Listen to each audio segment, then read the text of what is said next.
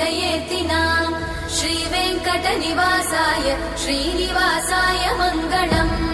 लक्ष्मी सविभ्रमालोक सुभ्रूविभ्रमचक्षुषे चक्षुषे सर्वलोकानां वेङ्कटेशाय मङ्गलम् श्रीवेङ्कटाद्रिशृङ्गाग्रमङ्गलाभरणाङ्गये